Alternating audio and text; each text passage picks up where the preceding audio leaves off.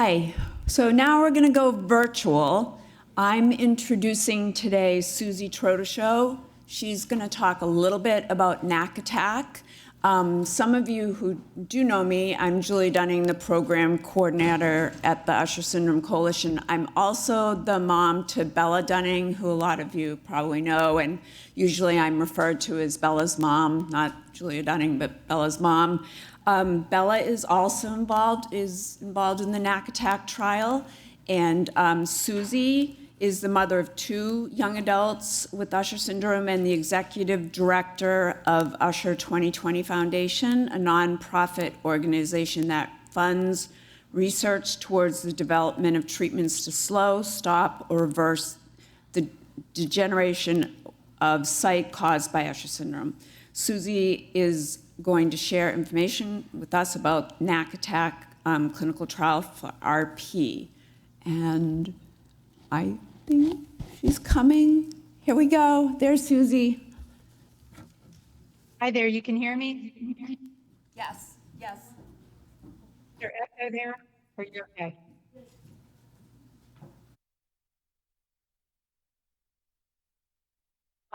Okay, I'm going to go ahead and get started. I'm hoping that you can hear me okay. Thank you so much to the Usher Syndrome Coalition for allowing me to present today.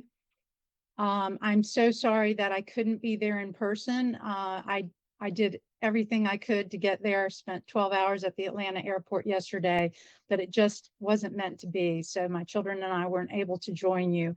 And I just want to say hello to all our friends there that we won't be able to see this time, and to all of you that we haven't met before. We hope to see you at a future Usher Syndrome Coalition conference. And I know I think I'm standing between you and the break, so I'm going to try to stay within my time frame. So let's go ahead and get started. Before I do, though, I do want to say that I'm not a researcher, I'm not a clinician, I'm not a scientist. I am just a mom with 2 kids with Usher syndrome, doing the best we can to find treatments to help our kids and others continue to have sight. So I want to make sure my slides are advancing. In summary, the NAC Attack Clinical Trial is a multi-center, randomized, placebo-controlled clinical trial to test oral N-Acetylcysteine in patients with retinitis pigmentosa. This study is being done by Dr. Peter Campochiaro, a clinician researcher at the Wilmer Eye Institute at Johns Hopkins School of Medicine, and Dr. Xiaogrong Kong, the director and senior biostatistician also at Wilmer, along with many other PIs throughout the world, actually. And then it is sponsored by the National Eye Institute at the National Institute of Health. So just to understand the Usher 2020 role in this, we were sponsors of earlier trial, the Fight RP extension study. We did help fund that. And so we got involved in the study, and we've stayed involved through the NAC Attack clinical trial, both as a consulting and also to use funding to help with patient retention and recruitment. So I'm going to just explain a little bit about how NAC works before we get into the study. A lot of the information you might have already heard before, but some of it might be a little new to you. So we all know that inherited retinal diseases are caused by many different mutations affecting rods and cones. Specifically, RP, which is what Usher syndrome has, affects the rods. However, after most of the rods die, the cone photoreceptors are affected. So as we all know, the rods are what low light and night vision is controlled by. The cones control central color vision and detail. So the disease affects the rods, but when the rods are no longer there, the cones are affected. What many of you may not know is that 95% of the the retina is rods that only 5% mostly in the center in the macula are cones. So if the disease doesn't kill rods, why do the cones die? First, you need to understand that cells consume oxygen to generate energy, and without oxygen, they die. So the amount of oxygen that is delivered to the eye matches the amount of oxygen that is consumed by cells. But what happens is after 95% of the cells in the outer retina die due to the disease, there is much less consumption of oxygen. However, the amount of oxygen being delivered is the same, resulting in a large excess of oxygen. The excess oxygen kills the remaining photoreceptors, which in late stage of the disease are really only the cones. So how does this happen? Well, each photoreceptor cell has very important components called lipids, proteins, and DNA. So when there is excessive oxygen, it causes something called reactive oxygen series, or ROS. These are highly reactive substances that damage critical components of the cell, namely the lipids, proteins, and DNA. However, there is a natural defense system that is meant to repair damaged molecules called endogenous antioxidant defense system. This would be fine, except there is such a high level of reactive oxygen system that there is a constant bombardment that occurs, gradually causing severe damage to the molecules, and they lose function. Even the endogenous antioxidant defense system can't help. However, there is one thing that may turn the tide in this battle, and it is exogenous antioxidants that can be ingested. They can bolster the defense system and reduce oxidative damage that can lead to cone cell death. So that is where NAC comes in. NAC is a strong antioxidant that can be ingested. It is a drug that has already been FDA approved for Tylenol overdose. So let me explain how that works. When a large amount of Tylenol is ingested, it goes to the liver, breaks down, and results in high levels of reactive oxygen species, or ROS. This causes severe damage to the liver that can result in liver failure and even death. If NAC is given shortly after the overdose, it reduces ROS damage in the liver and can be life-saving. So this information led to testing in animal models of RP, and that showed that oral NAC suppresses oxidative damage and promotes the survival of cones. So this information led to the FIGHT RP study. So this study enrolled 30 patients with RP, some of which had Usher syndrome. It treated them for 6 months, and it tested 3 different doses of the medication. What happened was that the testing showed small improvements in visual function. Now, it's important to note here that patients didn't necessarily notice improvements, but the testing that was used did show some improvements in some patients, and more so in those that received the higher doses. So they studied at the higher dosage level, and they found that dosing above a certain level caused upset stomach and other GI tract problems.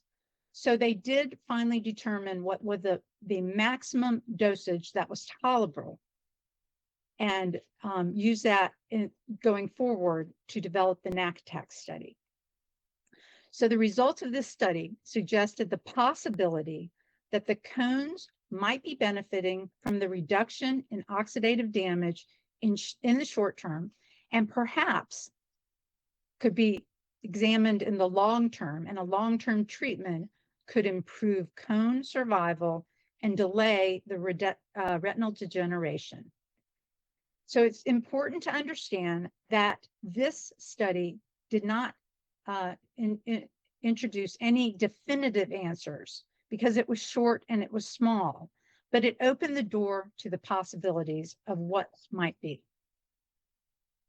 And so what came about from that is the NAC Attack study, and that's why this study is so important. As we said before, NAC Attack is a phase 3 multi-center randomized placebo-controlled study to evaluate the efficacy and safety of oral NAC in patients with RP. So I want to break that down. So first, it's phase 3. And what that means is that they've already done some safety studies and they've already looked at dosing studies. So that's what the FIGHT RP study allowed for.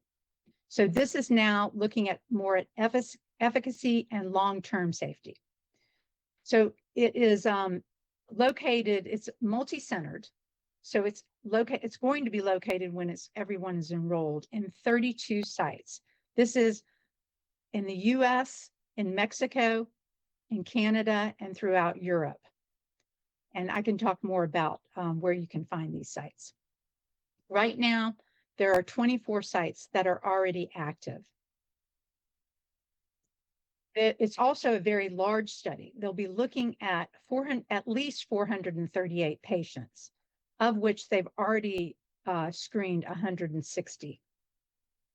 Now, what does it mean to be randomized, placebo-controlled? So what this means is that study patients are randomly assigned to receive treatment or a placebo that resembles the treatment, but does not contain the intervention component. Because the assignment is random, patients receiving the treatment and those receiving the placebo are expected to be similar. Therefore, any difference with respect to outcomes is most likely due to the treatment received. Now, this is the gold standard of clinical trials. This is the type of trial that will give us much more conclusive results. So the way that it works is that 2/3 of the patients receive NAC and 1/3 receives placebo. So you're twice as likely, if you're a part of this study, to receive NAC as you are to receive placebo. It's also not a problem or not a concern if you do receive the placebo, for 2 reasons. First, the progression of RP is very slow, so it's unlikely to make a huge difference in the overall results of the outcome of the disease. Secondly, because there will be a data safety monitoring committee that will perform an interim analysis after 27 months, they will look at if there is a dramatic difference with the benefit from NAC. The patients who are receiving placebo will begin receiving the NAC treatment. So I just want to briefly touch on over-the-counter NAC because I know a lot of people have asked me, and I've heard throughout the community and seen in papers, the use of NAC as an over-the-counter supplement. So it's very important to understand that Dr. Kim Pachero and others do not recommend using NAC over-the-counter. Over-the-counter NAC, we really don't know yet if NAC is helpful, and we can't be sure in the long term that it isn't harmful. So that is why this testing is so important. Also, supplements are not regulated, and they can contain contaminants. If you look at a lot of the papers that are written, supplements often don't have anywhere close to the amount of medication that they say. Sometimes it's much less, sometimes it can even be more. And there can be a lot of other fillers and contaminants that might not be helpful and can be harmful. And I don't want to go too much into other supplements because we don't have a lot of time, but other supplements testing have shown some very negative consequences, including vitamin E on Stargardt's, beta-carotene, which has been shown to increase the risk of lung cancer in smokers, omega-3 fatty acids, which is controversially may have a increased risk of depression, according to studies, and herbal supplements that can cause kidney toxicity. But I definitely want to talk a little bit about vitamin A, because as a parent of kids with Usher syndrome, I spent years trying to find anything I could to help my kids, and vitamin A was often spoken about. And there was an early study that many of you know about that now has been redone in a larger scale and looked at a larger scale. And that was recently released by Massachusetts Eye and Ear, MEEI, Dr. Pierce and Dr. Commando, saying that there are no benefits to RP patients of vitamin A. So I encourage you to look into that further. Now, returning back to the study, just talking a little bit about this. The study itself is 4 years long. So you're asked to make a 4-year commitment if you become a part of this study.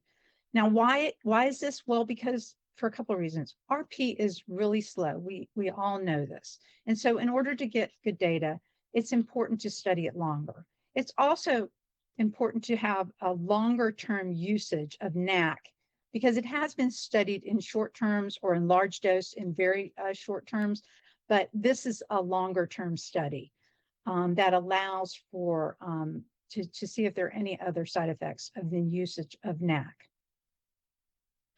The way that you participate in this study is that you will be given the medication, the supplement. It is taken twice per day. It's in a tablet form that dissolves in water. So you drink a solution 2 times per day, and you mark a record of when you took the medication. And if you have any adverse reactions or just anything going on, for example, you're sick for some reason, you would just note that in the study so that they have information to take forward.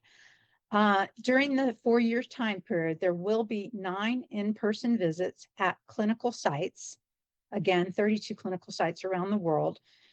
These visits will take place 2 early on, 2 later at the end of the study, and the other ones are spread out every 9 months in between. And because it is such a long study, you will have support through 3 televisits and 10 phone calls throughout the study. So the initial eligibility is simple. It's RP patients over the age of 18. However, you will need to be screened to see if you'll be able to participate in this study, because there are a lot of other requirements that I wouldn't be able to actually list, but you can pre-screen. So you can start by talking to your doctor about this. You can also go on the website and find the clinical sites, or you can contact me and I will get you a list of the clinical sites and a phone number that you can call, and they can allow for a pre-screening over the phone.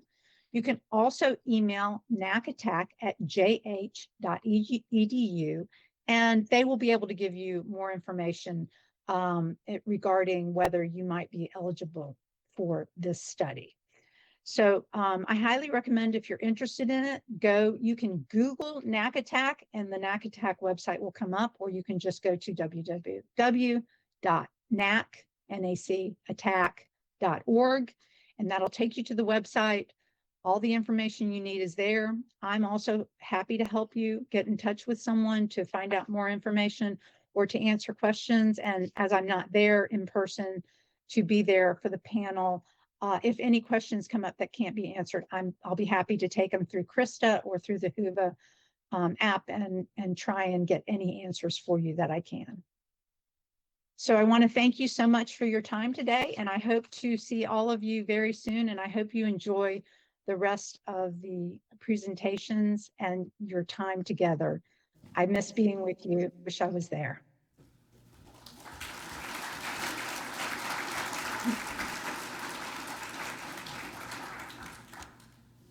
Thank you, Susie.